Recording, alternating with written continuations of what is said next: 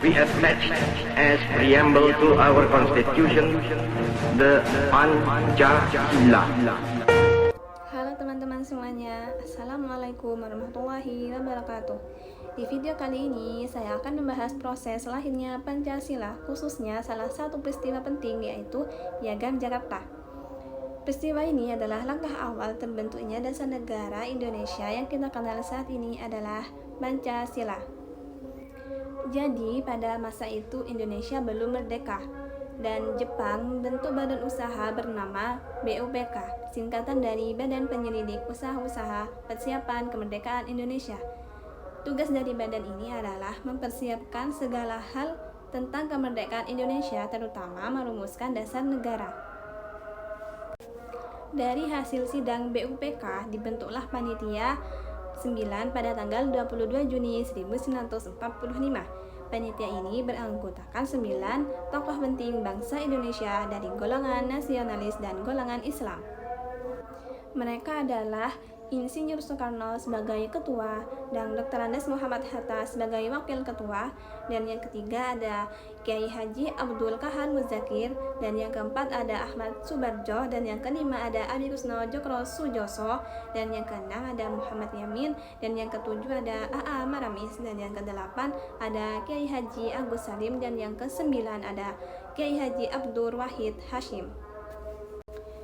Walau berbeda latar belakang, mereka punya tujuan yang sama, yaitu menyatukan bangsa Indonesia. Setelah beberapa kali perundingan, mereka berhasil menyusun sebuah naskah yang disebut dengan Piagam Jakarta, yang menjadi cikal bakal dari pembukaan Undang-Undang Dasar 1945. Awalnya, sila pertama dalam Piagam Jakarta berbunyi, ketuhanan dengan kewajiban menjalankan syariat Islam bagi pemeluk-pemeluknya. Namun, setelah Indonesia merdeka pada tanggal 17 Agustus 1945, beberapa tokoh dari Indonesia bagian timur mengusulkan agar kalimat itu diubah, supaya tidak hanya mewakili satu golongan saja. Akhirnya, pada tanggal 18 Agustus 1945, PPKI mengubahnya menjadi Ketuhanan Yang Maha Esa. Perubahan ini menunjukkan semangat toleransi dan persatuan di antara para pendiri bangsa Indonesia. Dari peristiwa ini, kita bisa melihat betapa kuatnya nilai persatuan Indonesia. Para tokoh rela menurunkan ego dan mengutamakan kepentingan bangsa di atas kepentingan pribadi. Selain itu, peristiwa ini juga menunjukkan nilai toleransi karena para pendiri bangsa saling menghormati perbedaan agama dan budaya yang ada di Indonesia. Mereka mencari jalan tengah supaya dasar negara bisa diterima oleh semua rakyat Indonesia dari Sabang sampai Merauke.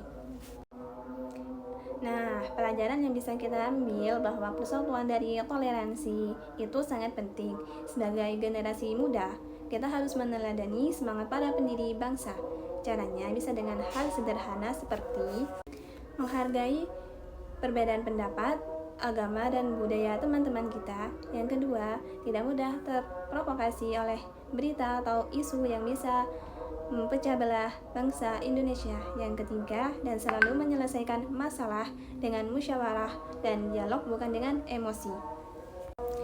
Nilai-nilai ini sangat masih relevan sampai sekarang karena Indonesia adalah negara yang beragam, dan keberagaman itu harus kita jaga dengan semangat Pancasila. Jadi, teman-teman, peristiwa perumusan Piagam Jakarta bukan hanya bagian dari sejarah, tetapi juga pelajaran berharga tentang bagaimana bangsa kita dibangun dengan semangat persatuan, toleransi, dan kebersamaan. Terima kasih sudah menonton. Semoga kita semua bisa terus mengamalkan nilai-nilai Pancasila dalam kehidupan sehari-hari. Wassalamualaikum warahmatullahi wabarakatuh.